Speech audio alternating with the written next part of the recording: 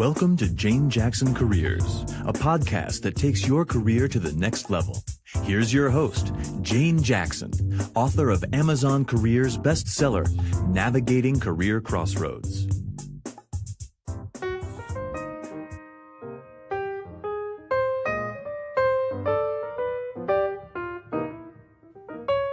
Welcome back to my Careers podcast, where I interview fascinating professionals who've made amazing career changes.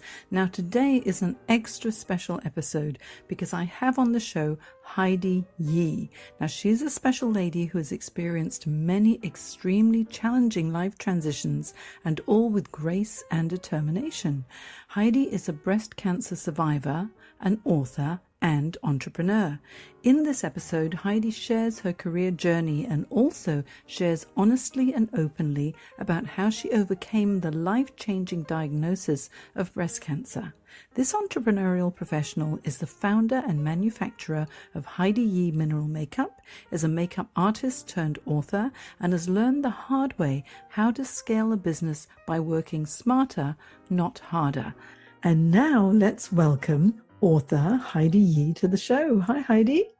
Oh, hi, Jane. How are you? I'm very well, and I've been looking forward so much to interviewing you on your career podcast. And thanks so much for your time, because you've got such a great story to tell.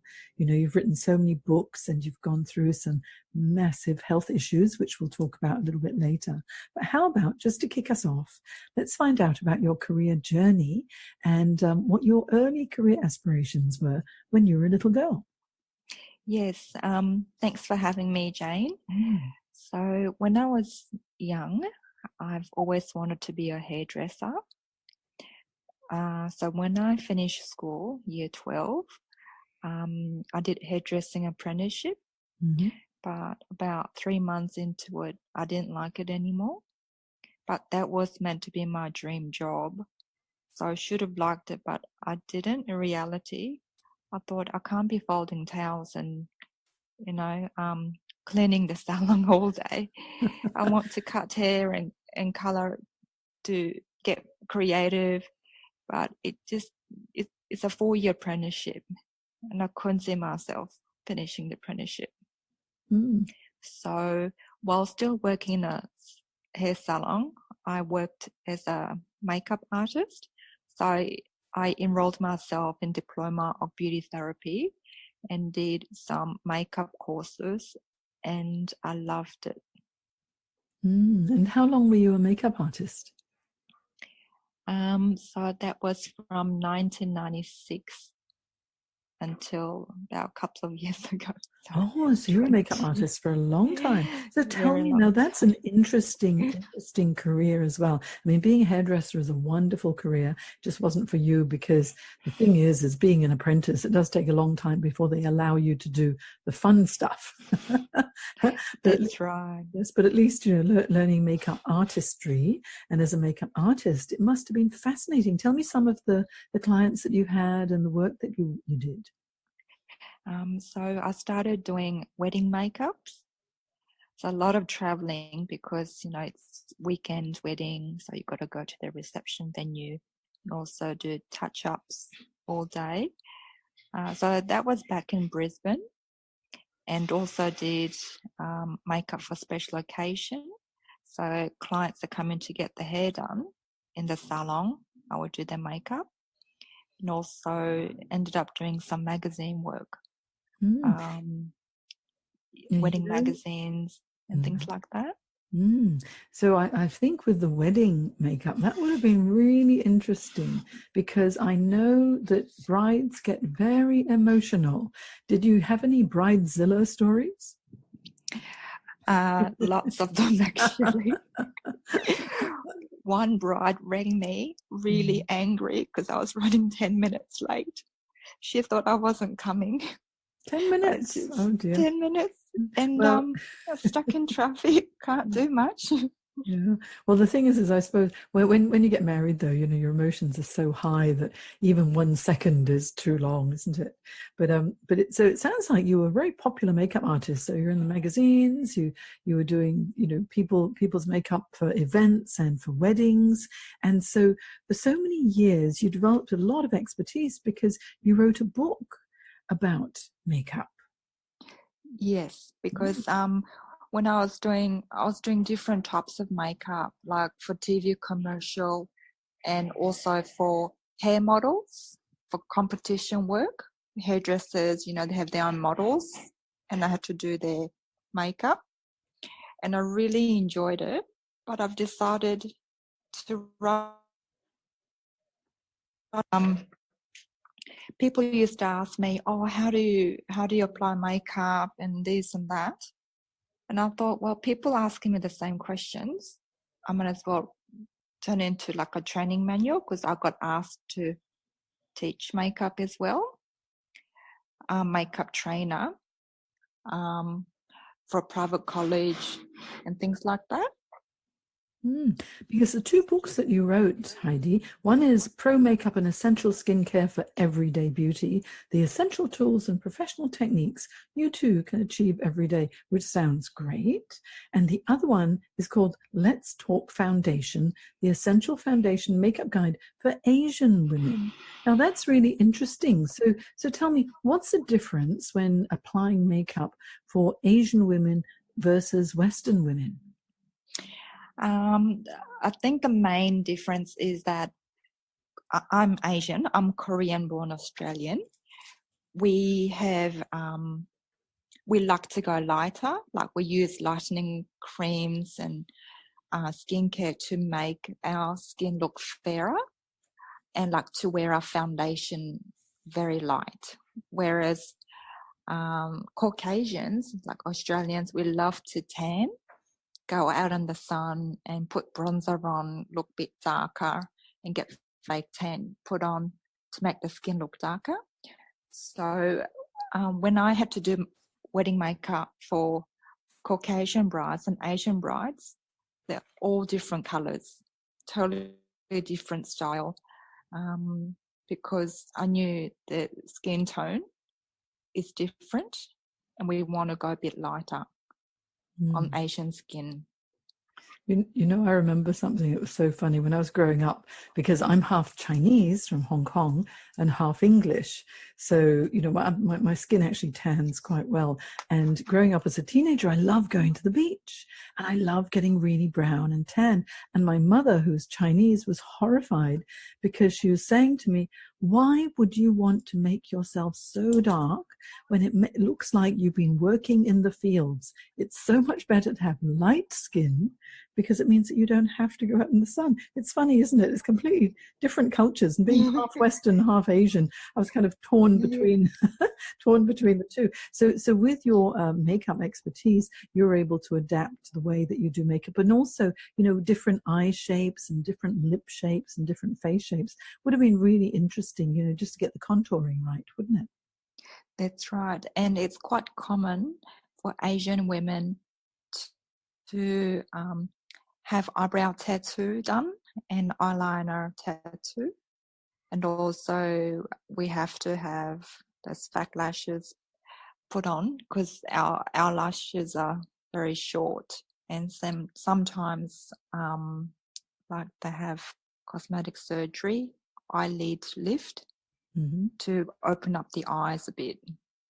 Actually, one of my friends when I was growing up, she was Korean German, and her mother was Korean, and she sent her off to Korea because she had beautiful eyes, really, really beautiful, very, very oriental looking eyes. I love them because she had these deep brown eyes. But her mother wanted her to have the surgery to make a double eyelid. Yes, that's the one. Yeah, and I think that's a very popular surgery in Korea, isn't it? And so she went off to Korea. She came back. We didn't see her for months, and she came back, and suddenly she had double eyelid, which looked very nice. But I really liked her before as well. So I guess it just depends on the individual as to what they consider to be beautiful. And so this makeup side of your career was for many, many years, and then you made a change. So tell us about that change from makeup artist to becoming a founder and manufacturer of your own mineral makeup business, and what happened after that? So I think it was 2007 that I started writing the makeup book. That was my debut book, and that back then it was called Pro Makeup by Heidi. And around that time, I was thinking about launching my own products, like natural mineral makeup, and it was a success. So my book and my mineral makeup came out in the same year, and that was 1 year before the GFC. And I thought, what have I done? But I got over the hurdles, and it was okay. It's a small business, but it takes a lot of work for business to work. And I was working hard and traveling a lot to do expos. And so I had a lot on my plate. And 2013, I started feeling unwell, like a bit sick. I thought, I'm doing too much. I'm run down. Maybe I've got a cold or something. But it turned out to be breast cancer at age 35. That was a very big shock. So that's when I decided, okay, what am I going to do? What am I going to do with my life, my business? I needed to prioritize, which is my health number one, and see what is important in life. And so, Heidi, that must have been such a daunting time for you when you got that diagnosis of breast cancer. How did you cope with it? I was in shock. So I asked the doctor, said, are you sure? Like, is the biopsy results, is that my name on that report? Can you please double check? Or I was sort of in denial. I thought, can we run the test again? It can't be. I'm only 35. Does that mean I'm going to die? Like, I had a lot of fear, but I didn't react like crying or yelling or screaming. I was really numb and silent. I had to think about a lot of things. And business, I thought, what am I going to do with my business? I worked so hard. Do I stop now, or what do I do? But then I decided, okay, it's not the end of the world. It's only 2 years. It takes 2 years for cancer treatment, like chemotherapy, radiation therapy, medication, things like that. I thought, I can work from home maybe. I'll do something during my recovery, because I've been in and out of hospital, admitted like over 20 times, and have had over like 10 operations. I'm talking major, like double mastectomy, reconstruction, and things like that. And I started writing. The first book that I wrote back in 2007, The Pro Makeup by Heidi, I thought that's a bit outdated. So let me rewrite this to more current edition. But how do I do this? It's too much work. And I want to write other books as well. I've decided to get some help. And I found a publishing consultant who can help me through the process from start to finish. And it happens that we ended up writing 6 books. They're ebooks and paperback. I think you had such a story to share, and having such a personal journey, and so many people. I've had 5 of my own friends who are diagnosed with breast cancer as well, and it's really, really daunting. And so, Heidi, it must have been quite cathartic for you when you started documenting everything that you were going through and writing your books, with the assistance of your publishing consultant, because, as you say, you've ended up writing 6 books, which is phenomenal. And the interesting thing is that, there was big tips for small business. the key success habits and insights of starting and growing a small business in Australia, because that's what you did very successfully. And then you wrote 2 books all about publishing. One was How to Self-Publish Your First Book, a simple and inexpensive guide to self-publishing your first book, from someone who took the not so easy, sometimes expensive route. Yes, okay. That would be an interesting one. And then the other one is How to Write Your First Book, a simple and effective guide to writing your first book from someone who had no confidence in writing. So I think, I mean, that's bestseller material here, because so many people think they've got a book in them. But your final book, this one that you've written, your most recent one, this one is one that I'm holding in my hot little hands, which I really think is very, very special, because this is your personal journey through cancer. And the little tagline with it says, from powder puff to chemo. So as a makeup artist, you're going through chemo and then reinventing your career is, it really is very, very moving. And, thank you so much for sending me a copy of this beautiful book. You're welcome. It's pink.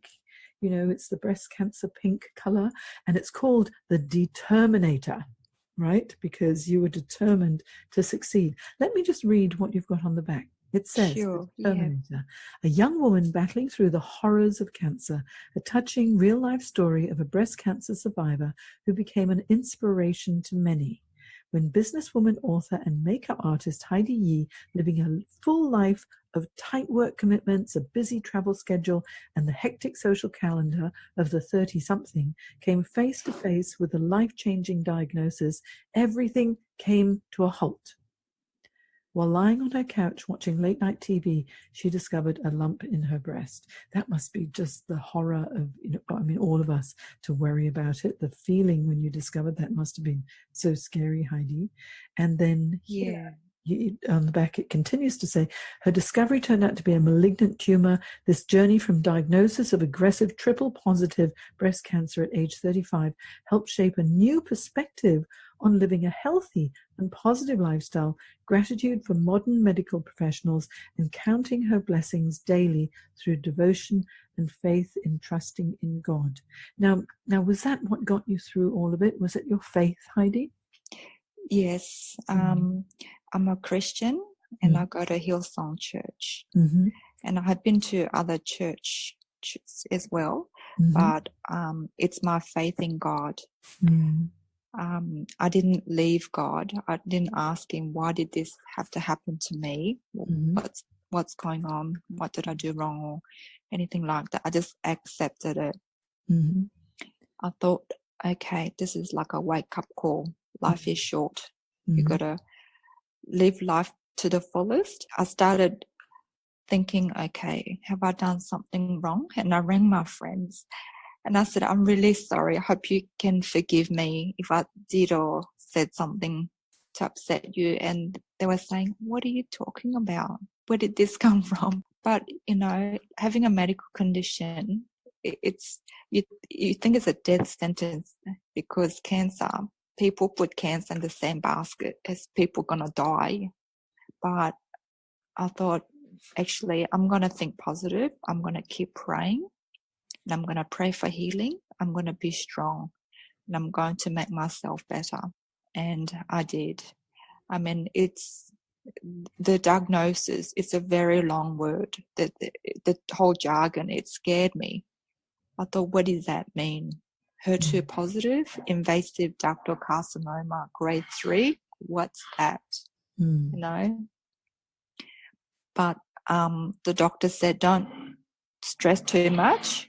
All you have to do is just turn up to your medical appointments, and that's the best you can do.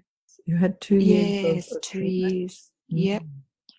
Because chemo, I don't know if people have heard of Herceptin. So if your breast cancer is triple positive, and because mine was aggressive, we needed 1 more year of treatment, in addition to your normal chemo and radiation treatment. And on top, I had multiple surgeries and had 2 life-threatening infections, had 5 ambulance call-outs, had blood transfusion, and I had neutropenic sepsis, which is life-threatening infection, and C. difficile colitis, which is another life-threatening infection. I mean, I could have died, but I didn't. And I thought I was going to die. And I rang the lawyers to get my paperwork in order, get your affairs in order, is that how people say it? But I got better. And after that, I decided to, because I've been journaling, I've been writing, like, you know how people put Dear Diary, but I've been putting Dear God. I've been writing daily events and somehow turned that into a book. Positive one.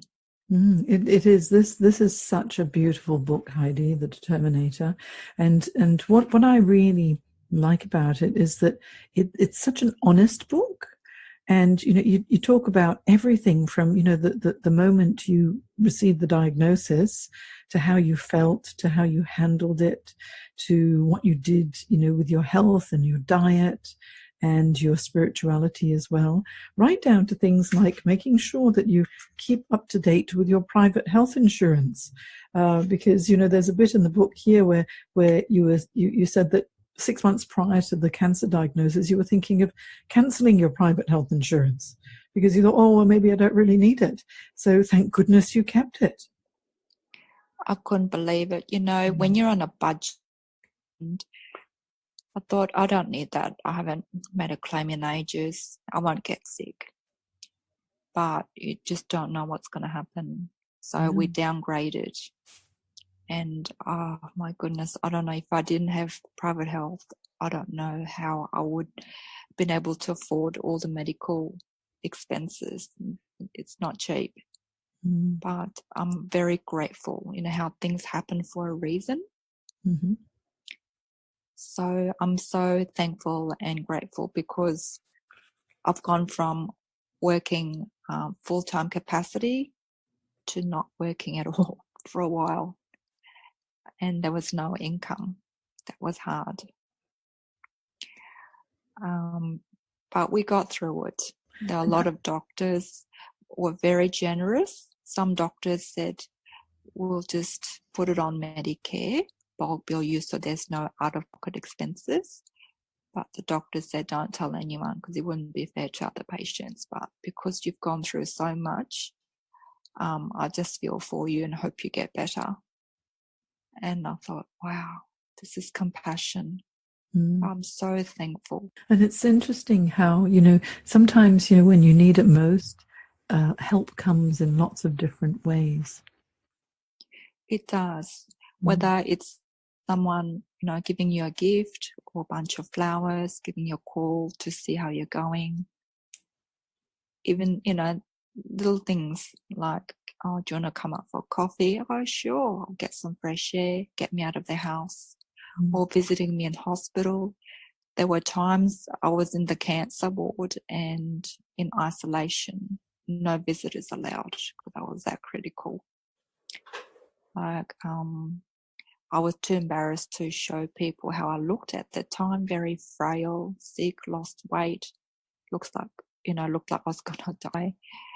I didn't want to show that to anybody. So family, I told my family, don't visit me until I get better because it'll be very painful to watch. It must have been so heartbreaking for them because I'm sure all they want to do is to be with you and to help you through it as well. But everyone reacts in different ways. They do. Even friends, even when I lost hair, they were crying, but I wasn't crying because I was getting used to it.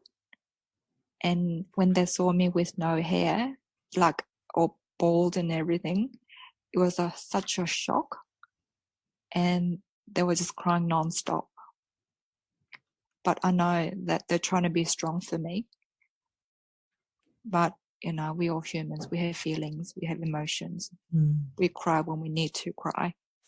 So, but when I cried was when I lost hair, when my hair fell out in the shower after I had my second round of chemo,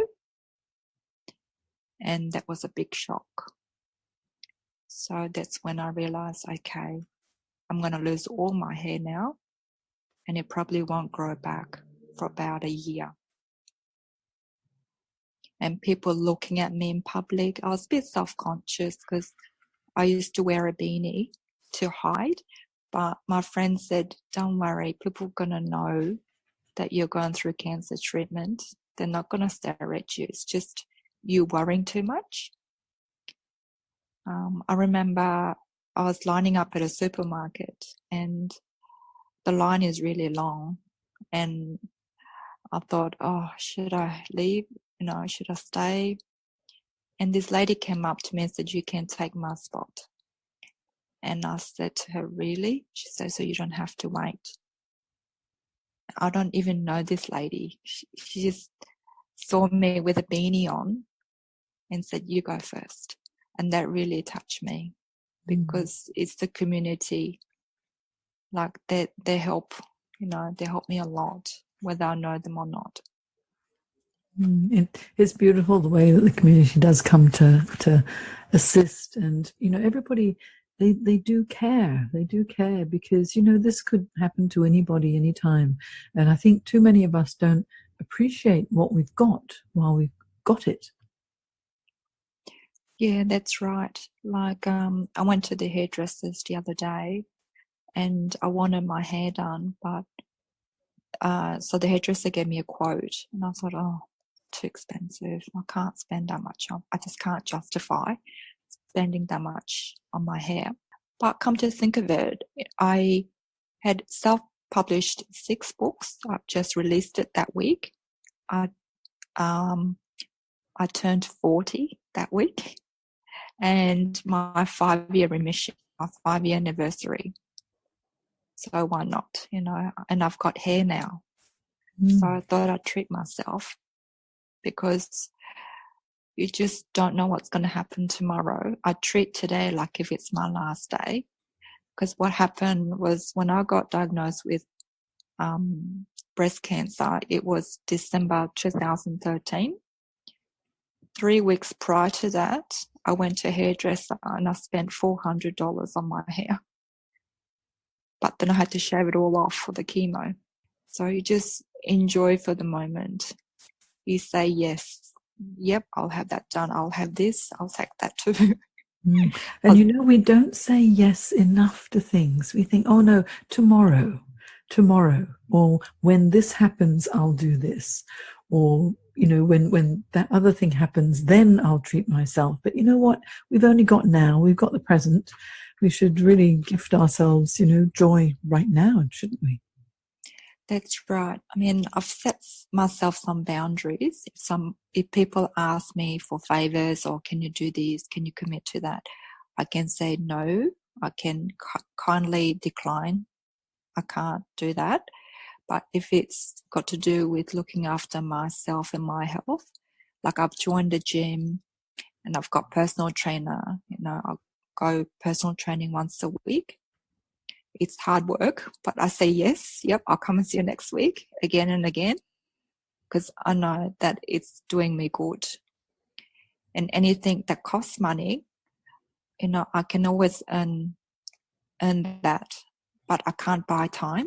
Yeah. So, I work, I have an income now, and it pays for things, and pays for my little luxuries, pays for my medical expenses.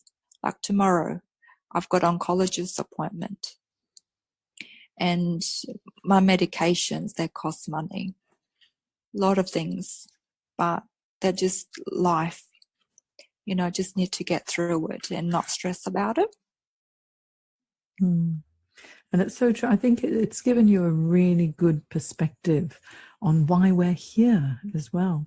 Heidi, I'd just like to share with the listeners something that you've written in your book. It's on page 44, things that you'd do differently. Okay, if you'd known. Yes, may I just read out Sure. there are just 6 items here.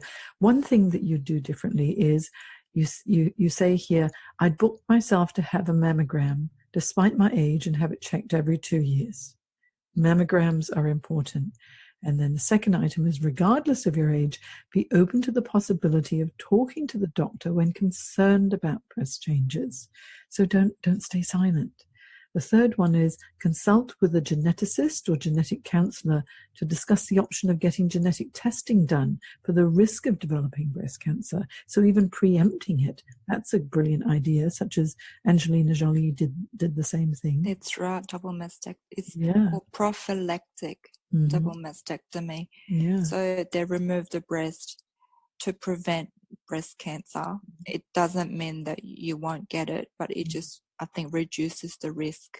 Yeah, that's right. And then the fourth one is to get to know your body and be aware of any changes, no matter how small or insignificant.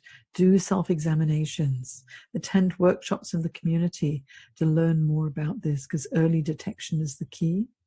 And then number 5 was, you were offered some medication that you didn't want to take, hoping to manage the pain on your own, but it got too painful and finally you did accept it. So you say here, maybe it's better to take the medication before the pain intensifies. Yes. It's miserable, being in pain. And lastly, not strictly medically related, but more medically prompted, get personal legal documents in place before getting sick. Speak to a solicitor about updating or creating a will, appointing a power of attorney, enduring guardian, and all the important paperwork that we all think, oh, we've got time to do that. But you know what? We may have time, but we may not. So really, your advice here in this book, besides your personal journey going through breast cancer and the treatment and successfully, reaching 5 years and it's all good now. So, bless you, thank goodness, that's happened. You provide some very practical advice for anyone who may be going through this as well. So I think it's going to be a huge inspiration to many, many women who are concerned about this or who are going through a difficult time at this point in time. Heidi, if people want to find out more about you, where could they find you and hear more about your story? They can find out more by reading my book, or I have a website, HeidiYi.com, info@HeidiYi.com, like my Facebook page, Heidi Yi Author, to keep updated. So I've been posting, actually my social media management. So together we come up with posts each week. So it's not all about trying to sell the books, but about me as a person, cancer survivor. Like October was Breast Cancer Awareness Month, to make people more aware of what breast cancer is and what they can do, doing self checks or going to the doctor if you're not feeling well, things like that, to encourage people. Don't wait till you get sick, because I have family history of breast cancer and I'm the youngest. So it can happen to anyone. Yeah, well, I think it's very sensible to preempt, take care of your health, be aware of any changes as well. And so what I'm going to do, Heidi, is I'll put on my show notes on janejacksoncoach.com all of the links to HeidiYi.com, your Facebook page, your Instagram account as well. So anyone who wants to follow you can do so.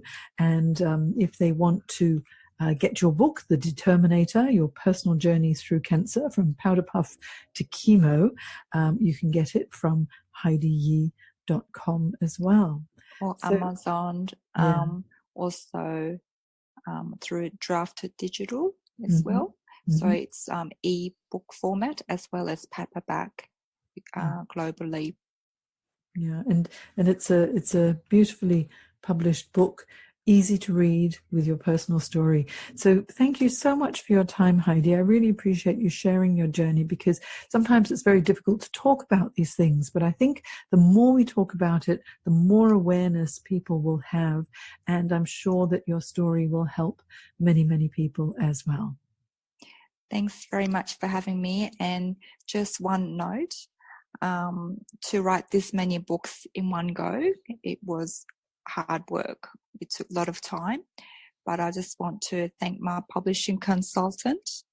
I want a special mention to her for helping me like make my dream come true by publishing all my books. Linda Diggle from Book Boffin. Yeah. It's a 12-month process. We worked on our books for 1 year, and when it published, we celebrated.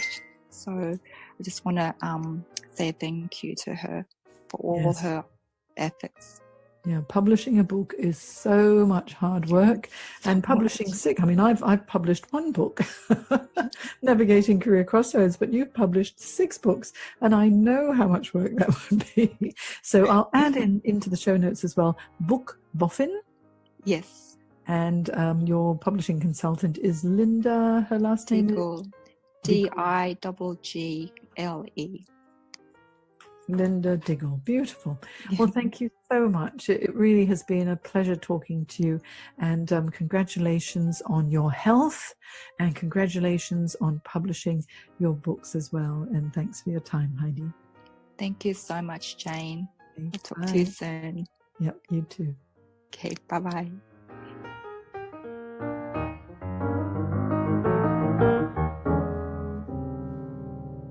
If you enjoyed this podcast, look for Your Career Podcast on iTunes and leave a review.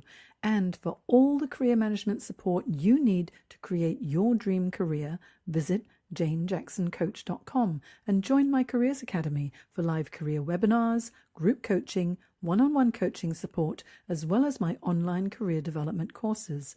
Isn't it time you found your dream job? You've been listening to Jane Jackson Careers. Sign up to receive regular career advice